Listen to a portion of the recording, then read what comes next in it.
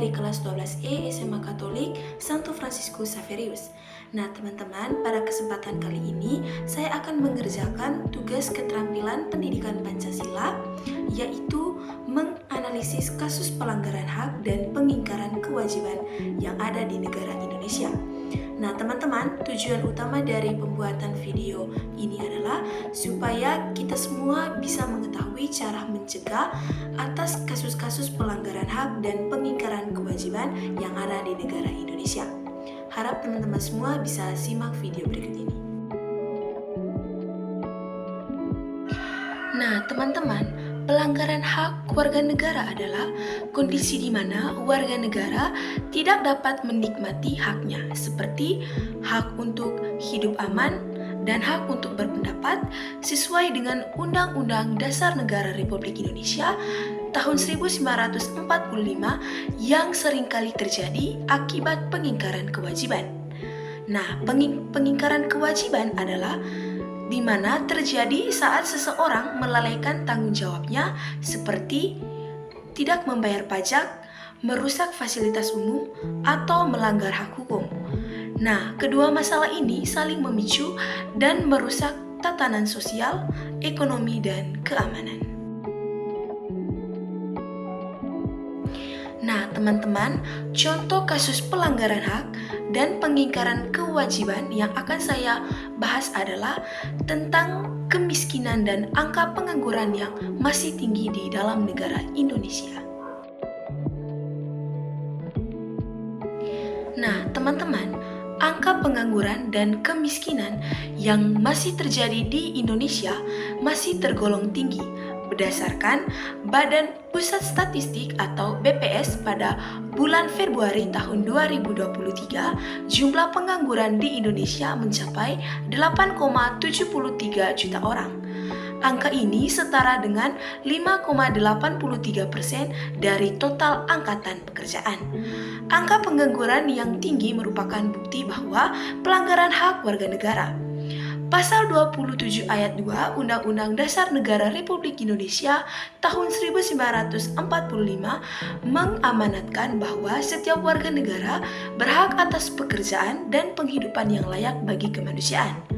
Nah, ketidakmampuan Indonesia memenuhi hak warga negara untuk bekerja dan mendapatkan penghidupan yang layak merupakan bentuk pelanggaran hak asasi manusia atau HAM, yang merupakan pelanggaran HAM ini dapat menimbulkan berbagai masalah seperti kemiskinan, ketimpangan sosial, dan kriminalitas. Nah, teman-teman, ada beberapa faktor yang menyebabkan angka pengangguran dan kemiskinan di negara Indonesia ini masih tergolong tinggi. Faktor-faktor tersebut antara lain yang pertama, pertumbuhan ekonomi yang belum stabil. Yang kedua, pendidikan dan keterampilan yang belum memadai. Yang ketiga, kebijakan pemerintah yang belum tepat sasaran. Baik, teman-teman, selanjutnya yang pertama di sini saya akan membahas tentang akibat bagi individu yang terjadi karena angka pengangguran yang tinggi dan kemiskinan yang ada di Indonesia. Yang pertama, hilangnya pendapatan dan kemiskinan. Ketidakmampuan memenuhi kebutuhan yang mendasar seperti sandang, pangan, dan papan. Yang kedua, masalah kesehatan dan pendidikan. Kesulitan mengakses layanan kesehatan dan putus sekolah akibat biaya yang tinggi. Yang ketiga, tekanan psikologis. Teman-teman, pengangguran itu bisa memicu depresi, hilangnya rasa percaya diri, dan keputusasaan. Yang keempat, keterampilan yang menurun. Tidak digunakannya keahlian saat menganggur membuat keterampilan itu menghilang. Lalu yang kelima, ada potensi tindakan yang kriminal. Dorongan ekonomi memaksa individu untuk melakukan tindakan kriminal. Nah, teman-teman, selanjutnya saya akan membahas tentang akibat bagi warga negara Indonesia dari pengangguran yang tinggi dan kemiskinan yang tinggi. Yang pertama, ketidakstabilan sosial dan politik. Teman-teman, pengangguran yang tinggi memicu ketidakpuasan, demonstrasi, dan konflik sosial. Yang kedua, peningkatan kriminalitas. Meningkatnya angka pencurian, perampokan, dan tindak pidana lainnya. Yang ketiga, kesenjangan sosial. jarak antara yang kaya dan yang miskin itu semakin lebar. Yang keempat, stagnasi pembangunan. Kurangnya partisipasi ekonomi menghambat pembangunan nasional dan mengurangi pendapatan pajak negara. Lalu yang kelima, penurunan kualitas hidup. Kualitas sumber daya manusia atau SDM menurun secara keseluruhan. Nah, teman-teman, berikut adalah beberapa upaya yang dapat dilakukan untuk mengatasi permasalahan pengangguran dan kemiskinan yang ada di negara Indonesia. Yang pertama, pemerintah perlu meningkatkan pertumbuhan ekonomi yang stabil. Hal ini dapat dilakukan dengan meningkatkan investasi, menciptakan iklim usaha yang kondusif, dan mendorong ekspor. Yang kedua, pemerintah perlu memberikan pelatihan dan pendidikan keterampilan kepada masyarakat. Hal ini dapat dilakukan melalui program pelatihan pekerjaan dan pendidikan vokasi.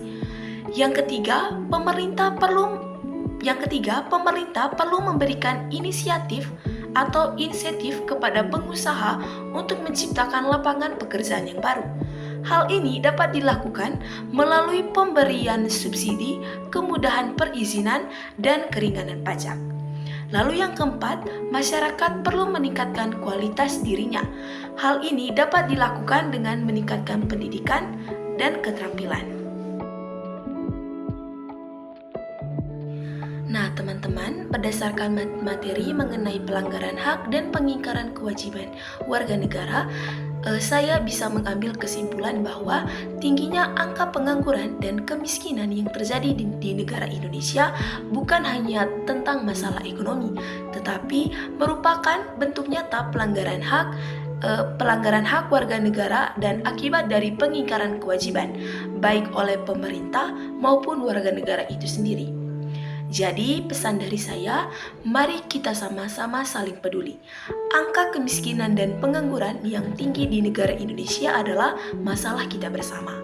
Mari kita saling mendukung program pemerintah dan inisiatif masyarakat untuk meningkatkan ekonomi dan menciptakan lapangan pekerjaan yang bermanfaat dan baru. Sekian dari saya, terima kasih.